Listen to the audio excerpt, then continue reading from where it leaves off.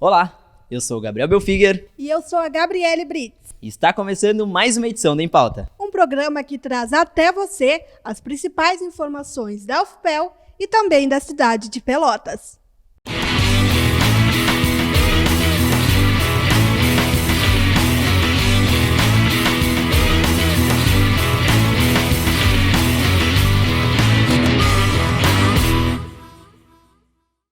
E no programa de hoje, além de você conferir uma entrevista especial com João Pedro Botelho, estudante de enfermagem, sobre o Novembro Azul, você também vai conferir uma reportagem sobre a preparação do comércio em relação às festividades de final de ano.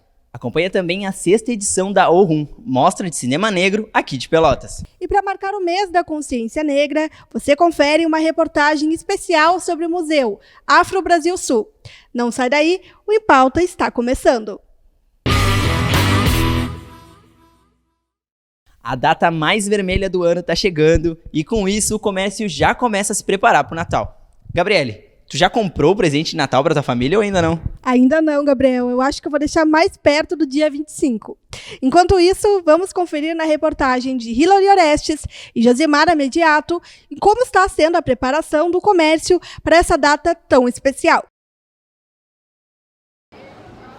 O mês de dezembro está chegando e, com ele, os preparativos para o Natal já começam a surgir. A data comemorativa, que é conhecida por ser uma das mais esperadas pelos lojistas, promete movimentar o comércio este ano.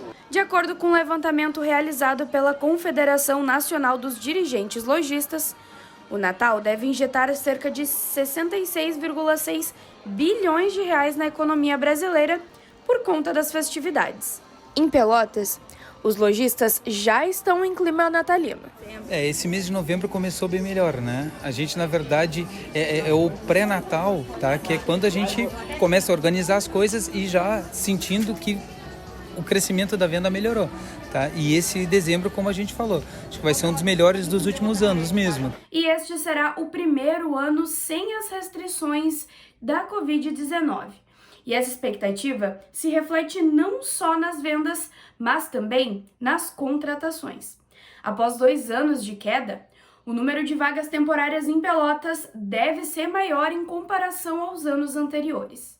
Tem uma aquecida para a questão das vagas para comércio, para vendedor, para balconista, para atendente, para serviços, né, de limpeza, enfim, que tem muita terceirização hoje em dia, né, a gente vê bastante aí essa questão da terceirização. Então, eu acredito que o patamar agora se equacionou os números ao ano anterior da pandemia, está bem similar. E de volta ao comércio, alguns pontos podem contribuir para o aumento das vendas no próximo mês. É o caso do pagamento do 13º salário e também das famosas promoções de fim de ano, que atraem ainda mais consumidores para as compras de Natal. Eu faço bastante pesquisa antes, eu procuro muito preço e às vezes na loja tá mais barato. Então às vezes eu até venho no centro para dar uma olhada e para comparar preço, assim. Mas por enquanto ainda não pensei em nada. Não tô vendo grandes descontos, tá uma coisa assim, tipo... Tá valendo então mais a pena comprar aqui, no comércio daqui, do que na internet, por exemplo? Acho que depende do caso. Tem bastante coisa aqui que tá um preço bom, mas na internet a gente encontra muitas vezes uma quantidade maior por um preço bem menor, então um precinho tipo... A intenção é que com o retorno das atividades presenciais, o comércio possa se recuperar destes 2 anos atípicos e a economia possa seguir aquecendo. A cultura negra sempre foi marcante na cidade de Pelotas. E a Mostra de Cinema Negro, já em sua 6ª edição, exalta os trabalhos produzidos. Confira mais detalhes na reportagem de Marisa Campos. O mês de novembro é marcado pelo Dia da Consciência Negra. E para ressaltar as produções cinematográficas produzidas ou protagonizadas por pessoas negras, acontece a 6ª edição do ORUM, a Mostra de Cinema Negro de Pelotas. O evento, que ocorreu de 18 a 25 de novembro, reuniu a exibição de curtas-metragens, videoclipes, atrações musicais e oficinas. A programação aconteceu em diversos pontos da cidade de Pelotas de forma gratuita. E para explicar ainda mais sobre o evento deste ano, Conversamos com a produtora da mostra, Jaqueline Nunes.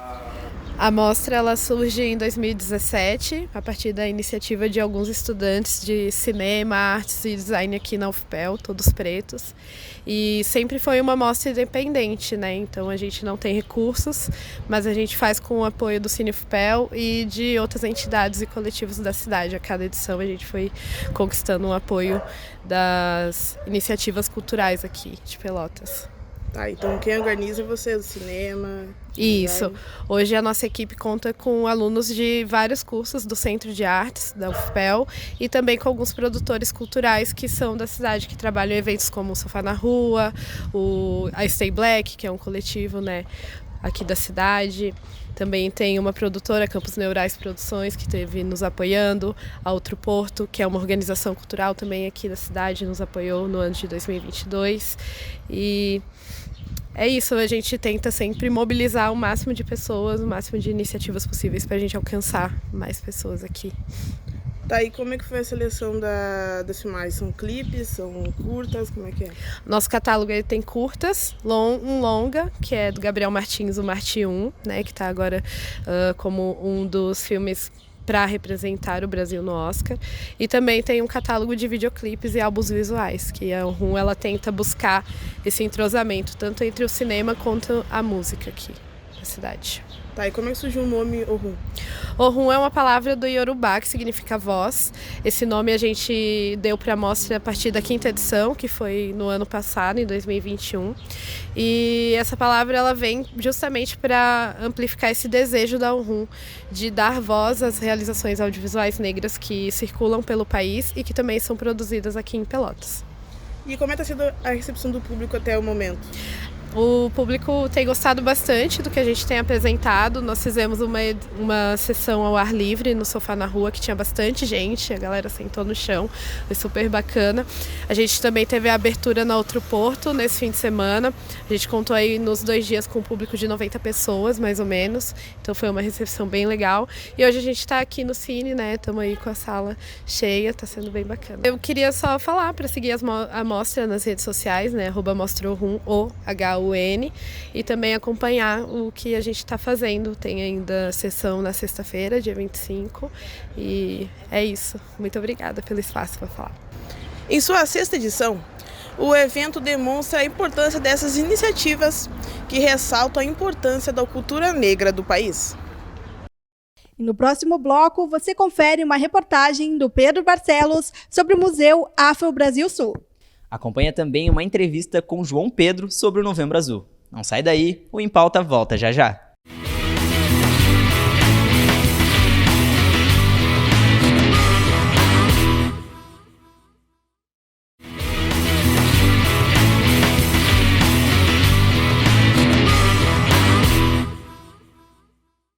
Em menção ao mês da consciência negra, o Museu Afro Brasil Sul é uma iniciativa da UFPEL que busca preservar a cultura afro-brasileira da região sul. Confira mais na reportagem de Pedro Barcelos. No dia 20 de novembro, é comemorado no Brasil o Dia Nacional da Consciência Negra.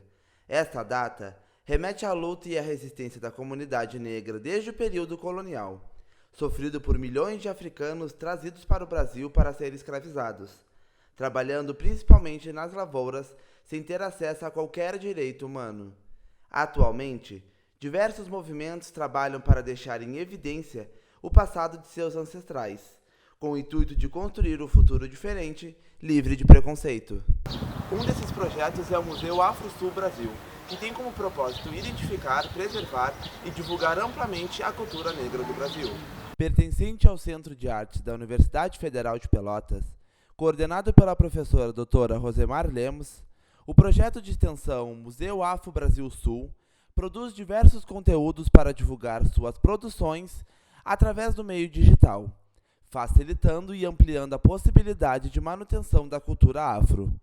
Em agosto deste ano, durante uma palestra através do YouTube, Rosemar Lemos, professora e líder do projeto, contou um pouco mais da importância dessas iniciativas.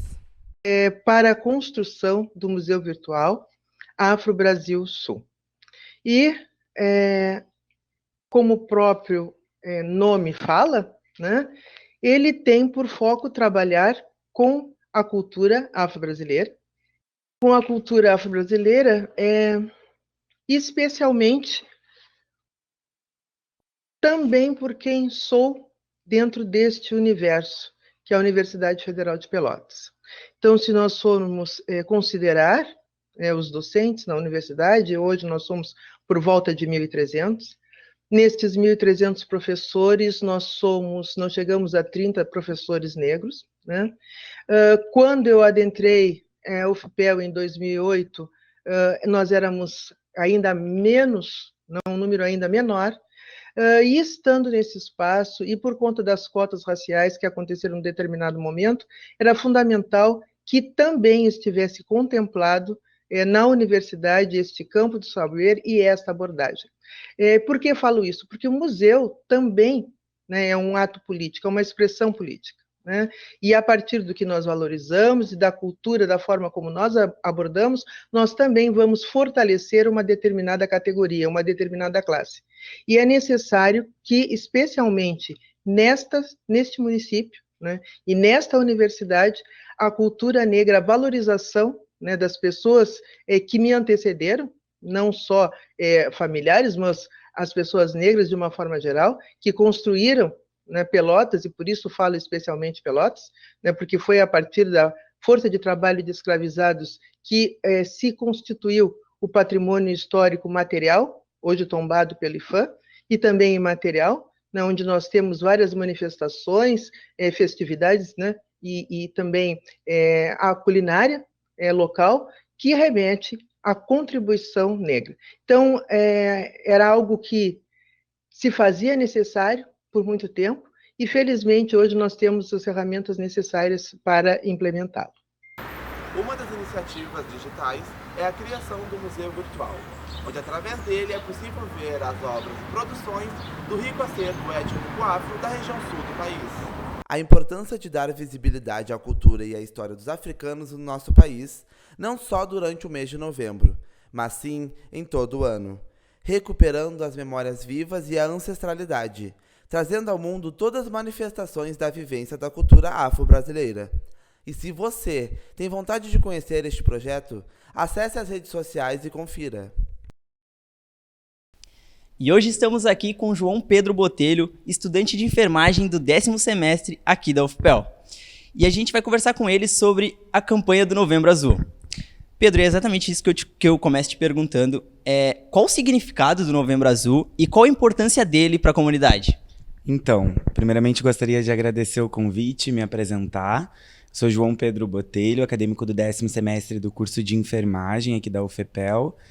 E quase formando aí, né? Vim aqui falar um pouco para você sobre a relevância desse tema que traz, em tese, assim, a necessidade do cuidado com a saúde do homem, né? O Novembro Azul ele surge, então, em 2003, na Austrália, essa campanha, e retorna aqui para o Brasil a partir de 2019 com a política de atenção integral a homens, né? Então, a partir dessa política se cria diversos programas e dispositivos, ferramentas para que a gente, como promotores de saúde, digamos assim, conseguimos abarcar as necessidades dessa população, né? Ele tem como foco, então, esse programa trazer a promoção de saúde, a prevenção de doenças com diagnóstico precoce que acarretam na população masculina e principalmente o câncer de próstata, que aqui no Brasil tem grande incidência, né? Segundo o INCA, então, ele estimava que no ano de 2020, o triênio, melhor dizendo, de 2020 a 2022, homens acima de 45 anos teriam, corrigindo, acima de 65 anos teriam mais de 65 mil casos por ano nesse triênio, e acima de 45 anos, mais de 11 mil casos. Então, é um número bem relevante para a gente pensar de que forma que a gente pode orientar a população, né, nessas necessidades e cuidados de saúde aí. João, mais uma vez, muito obrigada por ter aceitado o nosso convite. E eu começo te perguntando, né, como que uma pessoa que não toma os devidos cuidados desenvolve o câncer de próstata e como ela pode fazer, né, para prevenir isso? Então, é sabido que o câncer, esse crescimento é exacerbado e desordenado das células, né? Então as células cancerígenas, elas vão acabar se desenvolvendo e se multiplicar de uma maneira exagerada, né? Isso tudo se relaciona a partir dos nossos hábitos, da nossa rotina e da forma com que a gente leva a vida em si. Então, como fator de risco, assim, de forma geral, para qualquer tipo de câncer, a gente tem o consumo excessivo de tabaco, o consumo excessivo do álcool, entre outras drogas, uma alimentação não saudável, um excesso de peso, dentre algumas outras práticas que vão ser específicas para cada tipo de neoplasia. Por exemplo, o consumo excessivo de carne vermelha, dentre outras coisas. Mas no que se trata ao câncer de próstata, a idade acima de 45 anos... sendo homem, já é um grande fator de risco, tendo em vista que quanto maior a idade, maior é essa propensão a desenvolver o câncer de próstata, associado a esses outros fatores que eu trouxe. Acho válido a gente repensar um pouco, né, no estigma que tem por trás dessa neoplasia, principalmente relacionado ao exame que se faz para que a gente possa diagnosticar isso, né? E repensar um pouco nessa masculinidade frágil que a gente tem dentro da sociedade, que a partir do machismo começa a desestruturar todos os conceitos de promoção de saúde que a gente tem, né? Hoje em dia a gente tem um novo exame para esse rastreamento, que é o PSA, né, que é um antígeno específico, da coleta específica de sangue para avaliar o crescimento prostático e se há alguma das alterações, que não necessariamente o paciente ou o usuário daquela unidade do serviço vai precisar realizar o toque retal. Mas, apesar de todo o estigma envolvendo a realização do exame do toque retal, ele ainda é o mais eficiente. Então, é necessário que a população avalie ali se ela tem maiores vontades de urinar durante o dia, se essa frequência urinária ela se dá mais de 2, 3, 4 vezes, se no período da noite ele tem bastante frequência urinária, se tem algum sangramento na urina e, naturalmente, num estágio inicial, o câncer de próstata ele não apresenta esse tipo de sintoma. Por isso que a gente, enquanto profissional de saúde, orienta a realização do exame, embora haja este preconceito por trás, né, que acaba fazendo com que diversos homens se afastem desse rastreamento, digamos assim. Mas a partir dessa visão de que o câncer, inicialmente, ele não traz sintomas, né, às vezes a gente consegue diagnosticar um paciente quando ele está em nível mais avançado da doença, né? Mas mesmo assim é importante que os exames sejam realizados, porque a maioria dos urologistas trazem aí que é o câncer com maior potencial curativo, é o câncer de próstata. Então acho que a gente tem que começar a pensar para além daquilo que a teoria está nos trazendo, né? Da necessidade da realização do exame, né? Pensar também de que maneira que a gente pode trabalhar com a população para desconstruir essa visão machista e hegemônica de que o homem vai deixar de ser homem para realizar um exame tão importante. João, só a última pergunta. Como que um homem que está na idade, né, ali, que precisa fazer o exame, pode fazer o exame? Tem algum plano do SUS para cobrir esse tipo de pessoas? Geralmente, esse paciente... Teoricamente, pensando na estrutura do SUS, esse paciente, se ele está num nível de saúde equilibrado, digamos assim, se ele começou a apresentar os sintomas agora, ele provavelmente estaria em contato com a unidade básica de saúde, que é por onde ele iniciaria a fazer esse rastreamento, né? Então, na maioria das vezes, o que acontece? O paciente apresenta esse sintoma, ele procura a unidade de saúde ou meio particular para aqueles que têm condições financeiras, né? E a partir dessa primeira consulta, o médico consegue solicitar a realização do exame e ele vai ser encaminhado para um proctologista para a realização desse exame. O toque retal, diferente do PSA, que pode ser solicitado por qualquer outro profissional da área da medicina. Então é isso, pessoal. João Pedro, muito obrigado por ter nos trago essas informações, né, tão importantes para a comunidade. O Em Pauta vai ficando por aqui. Se você quiser conferir as nossas outras edições, acesse as nossas redes sociais. Muito obrigada pela tua companhia e até a próxima edição. Tchau, tchau!